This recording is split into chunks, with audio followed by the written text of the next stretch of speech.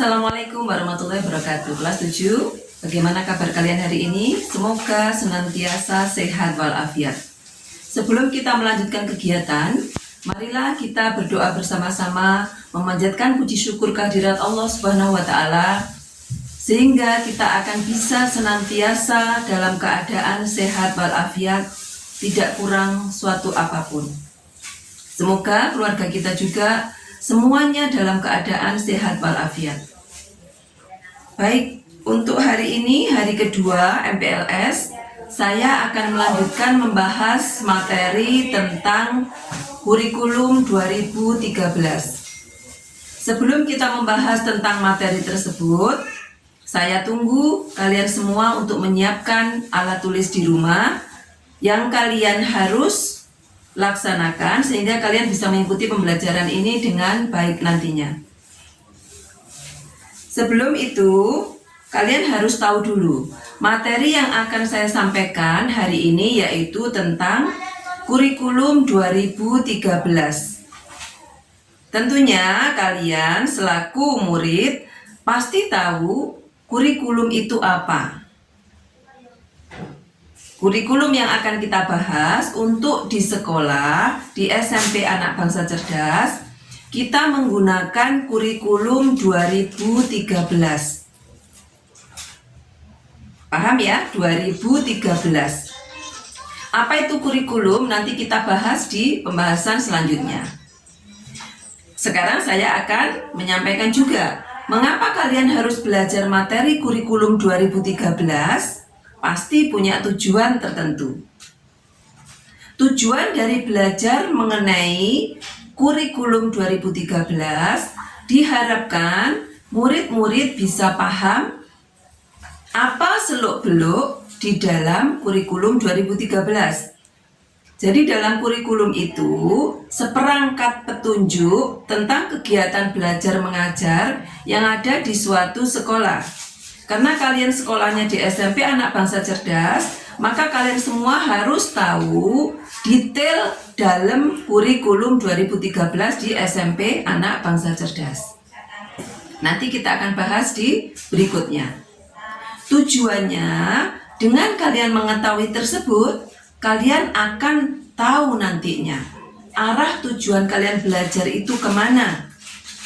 Diharapkan kalian lulus nanti akan mendapatkan apa? Diharapkan dengan keluar dari SMP Anak Bangsa Cerdas, kalian akan siap berbagai macam keilmu pengetahuan ataupun keterampilan apa saja. Paham ya? Jadi saya ulangi sekali lagi, dengan mengetahui kurikulum 13, kalian memiliki tujuan yang nantinya kalian akan paham arah belajar kalian, output yang akan kalian dapatkan ketika kalian lulus dari SMP Anak Bangsa Cerdas. Setelah kita membahas semua tujuan, semua kompetensi, kita akan melanjutkan tentang pembahasan pertama dulu. Pembahasan pertama yaitu tentang visi misi yang ada di SMP Anak Bangsa Cerdas. Kalian bisa lihat di layar, sudah saya tunjukkan visi misi yang ada di SMP Anak Bangsa Cerdas, yaitu berakhlak mulia, cerdas, terampil, dan berbudaya lingkungan. Saya akan jelaskan apa artinya, apa makna dari visi misi tersebut. Visi misi SMP Anak Bangsa Cerdas berakhlak mulia. Maksudnya, lulusan dari SMP Anak Bangsa Cerdas diharapkan nantinya akan memiliki akhlak yang mulia sesuai dengan tuntunan agama yang dianut masing-masing. Cerdas, diharapkan lulusan dari SMP Anak Bangsa Cerdas memiliki kecerdasan secara pengetahuan yang sangat bermanfaat bagi kalian semua untuk di kehidupan berikutnya, terutama ketika kalian sudah mulai mewujudkan cita-cita untuk mendapatkan pekerjaan masing-masing. Terampil. Diharapkan lulusan dari SMP Anak Bangsa Cerdas memiliki keterampilan secara non-akademik. Semakin banyak kalian memiliki keterampilan, kalian akan bisa melaksanakan kegiatan sosialisasi dengan baik di masyarakat. Keterampilan juga akan sangat membantu kalian dalam mewujudkan cita-cita. Jadi yang perlu diketahui, yang diharapkan anak-anak dimiliki itu tidak hanya dalam bidang kecerdasan pengetahuan, tapi juga keterampilan. Berbudaya lingkungan. Maksudnya visi misi yang tertulis berbudaya lingkungan yaitu anak-anak diharapkan bisa menyatu dengan lingkungan, bisa ikut menjaga kelestarian lingkungan. Sudah, visi misi sudah saya sampaikan. Sekarang kita lanjut ke pembahasan berikutnya. Yang ada di kurikulum 2013 SMP Anak Bangsa Cerdas yaitu kalian juga akan melihat tujuan dari SMP Anak Bangsa Cerdas. Ada 16 item atau 16 tujuan sudah tercantum di dalam kurikulum SMP Anak Bangsa Cerdas. Silakan kalian lihat di layar masing-masing.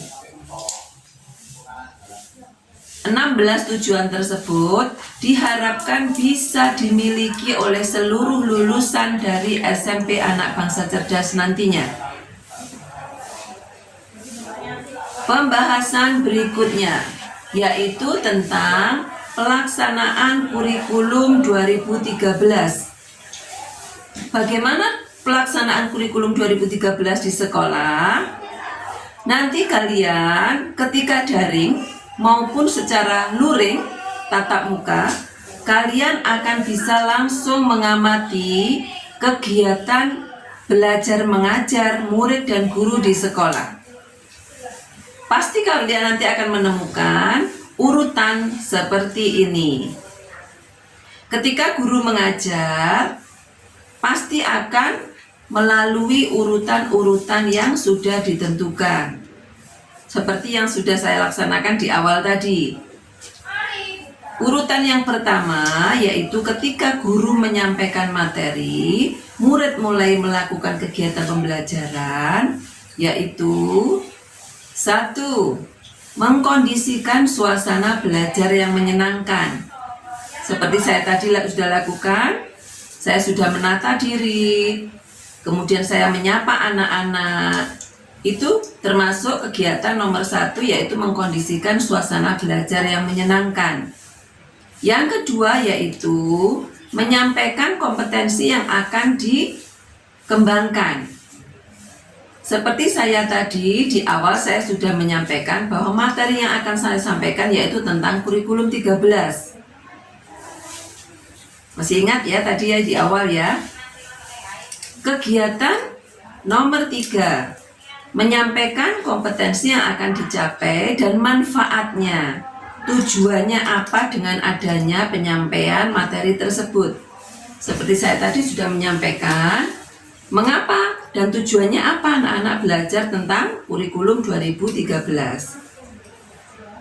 Yang berikutnya sampai bawah bisa kalian baca, bisa kalian pahami semuanya secara detail. Nah, itu tentang urutan kegiatan belajar mengajar baik secara daring maupun secara luring. Nanti kalian ketika daring, mulai daring atau luring di sekolah, kalian pasti akan bisa mendapatkan pengalaman itu sendiri, bisa merasakan nanti. Awal tadi kegiatan inti yaitu guru melakukan seperti yang saya sampaikan tadi. Kemudian setelah melakukan kegiatan pendahuluan, guru akan melakukan kegiatan inti. Kegiatan inti itu seperti Mem Titi ini menyampaikan materi secara detail. Setelah materi tersampaikan secara detail, guru akan melakukan kegiatan penutup. Kegiatan penutup ini biasanya lakukan bersama-sama dengan murid, yaitu dengan membuat rangkuman atau membuat refleksi atau memberi pertanyaan ke murid, mengetahui sejauh mana murid memahami materi yang telah disampaikan. Itu adalah pelaksanaan kegiatan belajar mengajar seorang guru dan murid sesuai dengan kurikulum 2013. Silakan dilihat di layar kalian masing-masing. Yang berikutnya yang akan saya sampaikan yaitu tentang kompetensi inti dan kompetensi dasar yang ada di kurikulum 2013. Kalian pasti pernah dengar, apa itu kompetensi inti, apa itu kompetensi dasar. Saya akan jelaskan sambil kalian lihat di layar masing-masing. Kompetensi yaitu suatu pencapaian yang diharapkan bisa dicapai oleh murid-murid ketika lulus dari sekolah. Nomor 1, kompetensi inti. Kompetensi inti adalah tingkat kemampuan untuk mencapai standar lulusan ketika anak-anak naik ke tingkat berikutnya atau ketika anak-anak sudah lulus dari sekolah.